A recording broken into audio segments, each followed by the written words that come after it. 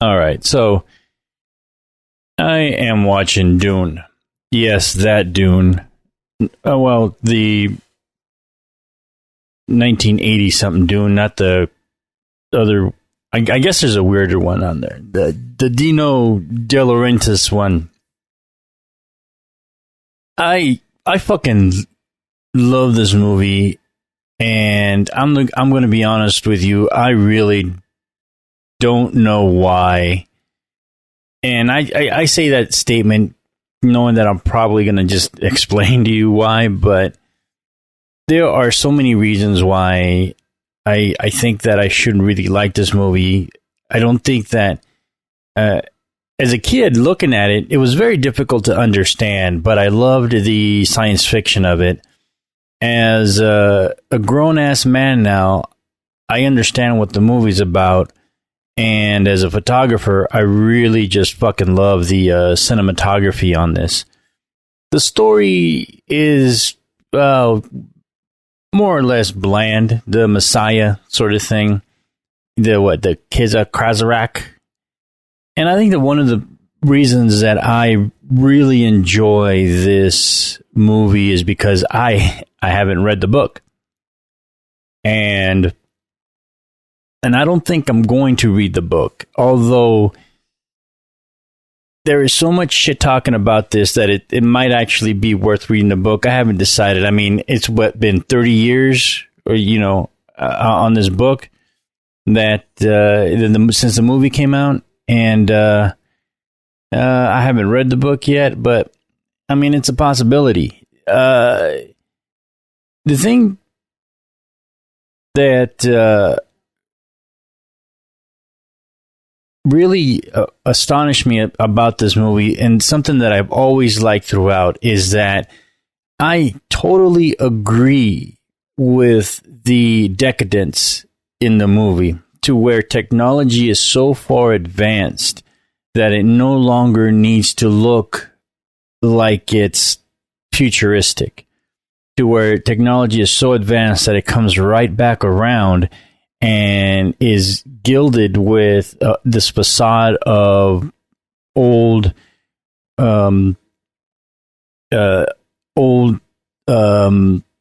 hierarchies, old monarchies is what I meant, like emperors of like Russian emperors or military type emperors that were seemed to that were in palaces and that wore military uniforms and such.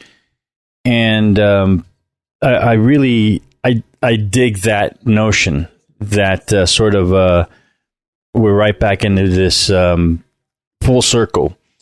However, the problems that I continue to have with any sci-fi, and of course I haven't read the book, but assuming that I'm going to go with the technology being as crazy as it is that it's in the year 10,000 something or other, right? To where we have beings that can speak with telepathy. Essentially, people have supernatural powers. Some group of people have super cognitive powers. And yet the basic things that break us down and that continue to divide us as human beings are still there. Things like jealousy, envy, power struggles, greed, everything that is that should have been cured as we grow as a society is still very, very much intact. Deceit, lies, basically gluttony, all your 7 deadly sins are still very, very prominent in the story. And that is frustrating a little bit. Maybe a little bit of relief that humans will always be human, but at the same time, it is disappointing. I don't, and that's my continuing struggle with most science fiction movies, is that the thought process is to further along technology, but yet human emotion and the struggles that it means to be human are never resolved.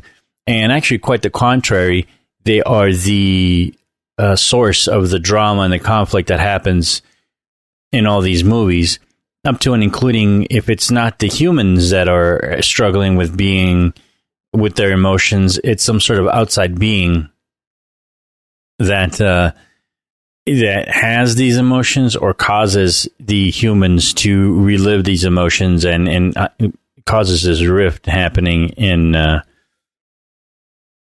the story and the drama. And it's what it is a defect in ourselves, in our own human nature, that we can never write a story and that is beyond ourselves, that is beyond of what we know.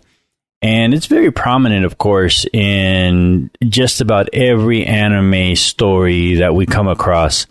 Some have really complicated emotional and human qualities to them that seem to work out or get worked out as the show progresses. But even in our favorite anime, there's superpowers, there's magic powers, there's technology, there's extreme physical abilities, extreme devotion, extreme loyalty, all of which are nothing compared to the drama that ensues because people are jealous, angry, covet, gluttonous, and greedy. Most part, I think that's that is the underlying cause of drama in most things that we watch is greed. You don't have enough, you want more, and then that turns into coveting something that you don't have, then that you quote unquote want or need or just flat out wish the other person didn't have. And the thing with Dune is that all those theories are in line, and the bottom line is everyone is searching for something, and the thing here is they're searching for the spice, or they're searching for power, or they're searching for the worms. But I think what's very obvious is that at one point everyone is searching for a savior, somebody to save them, somebody to come and change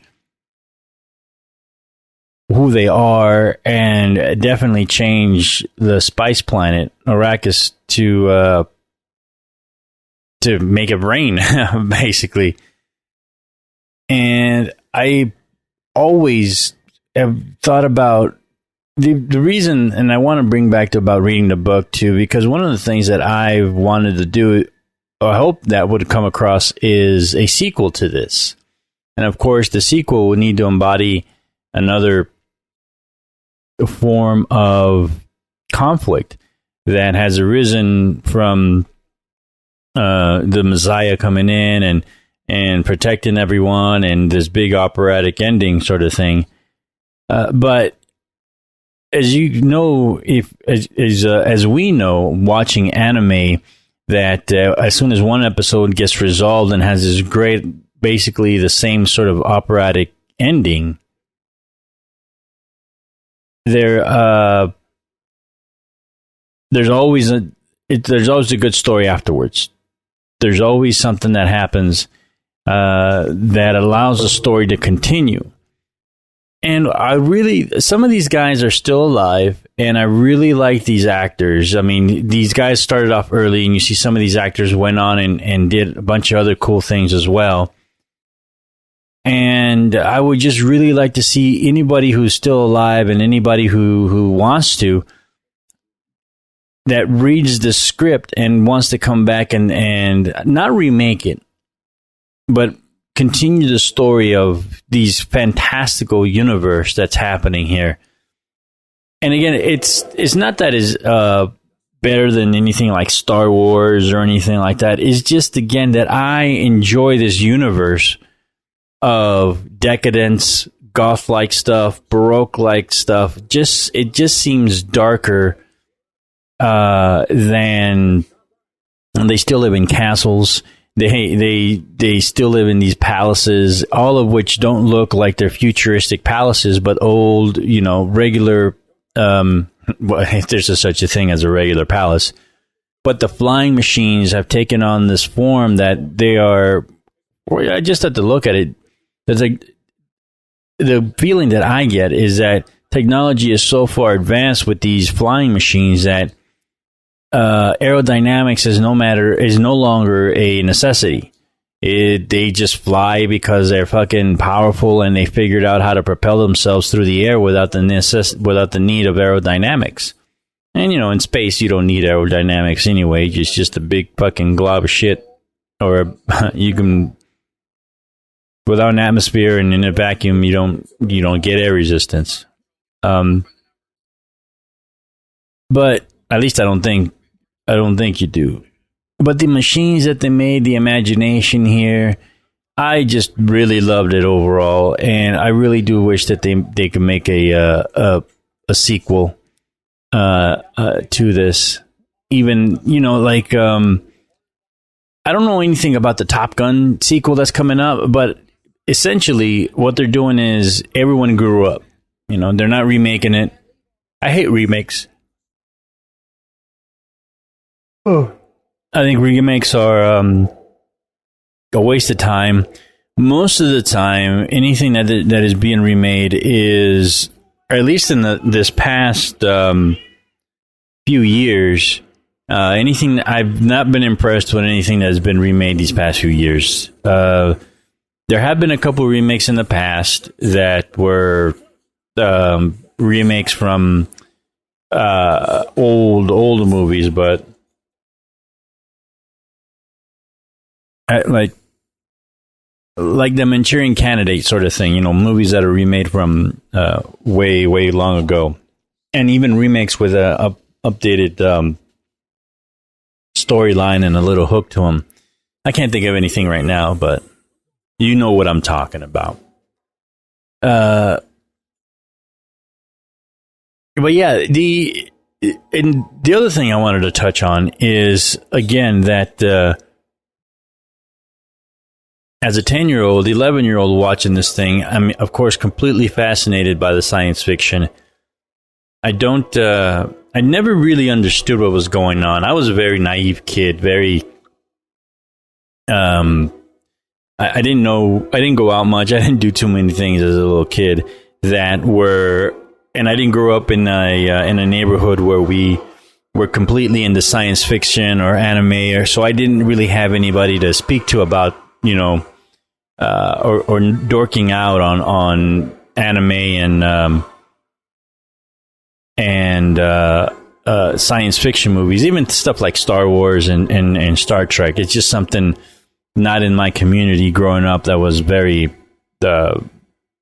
talked about within kids. Everybody just liked their basic G.I. Joe, Scooby-Doo sort of things and action movies sort of genres. But I loved them. I loved watching these movies. It used to be on back in the day.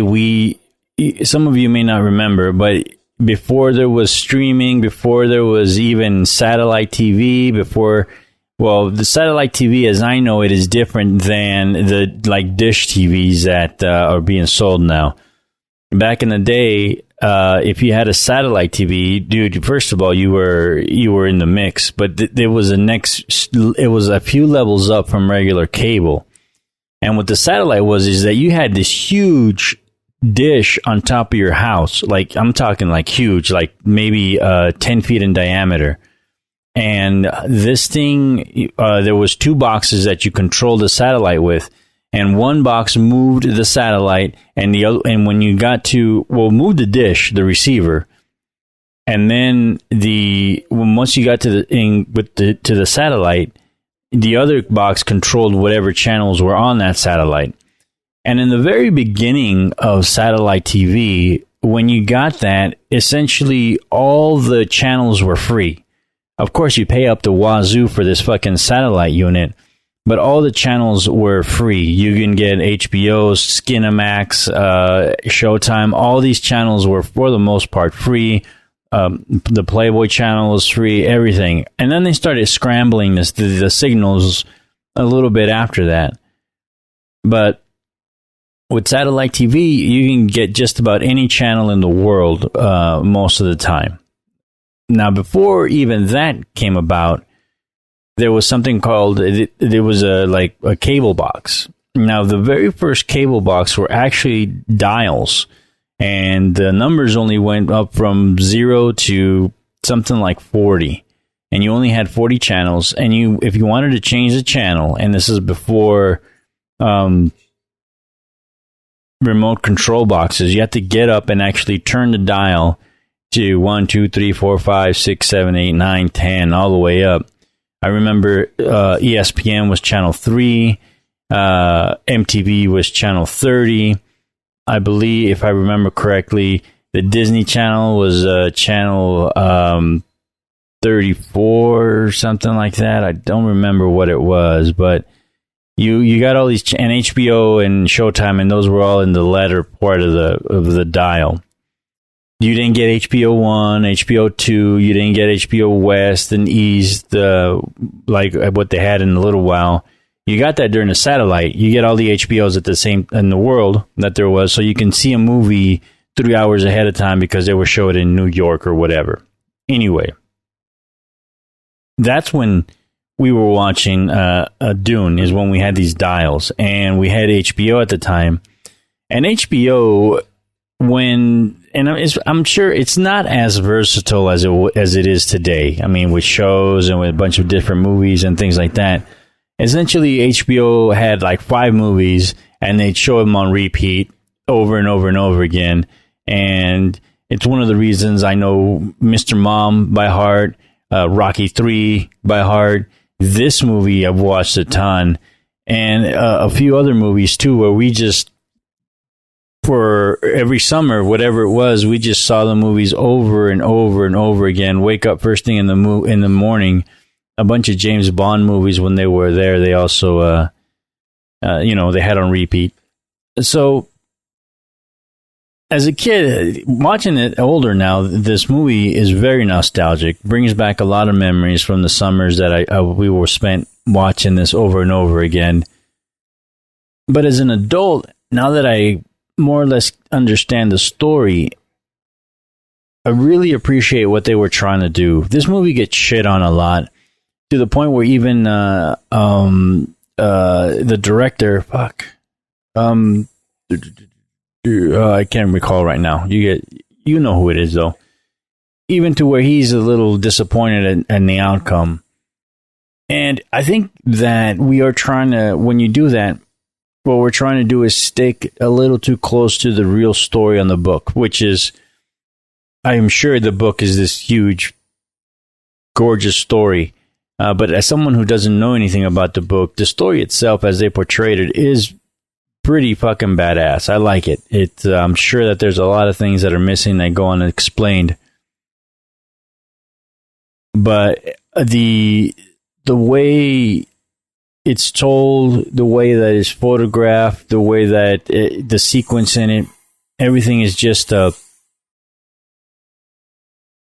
well made. Everything is just well made. The other things too is a couple of the hairstyles I wish were a little more updated. But that's the other thing in science fiction movies or science fiction shows, is that you can always the hairstyle dates a show very easily.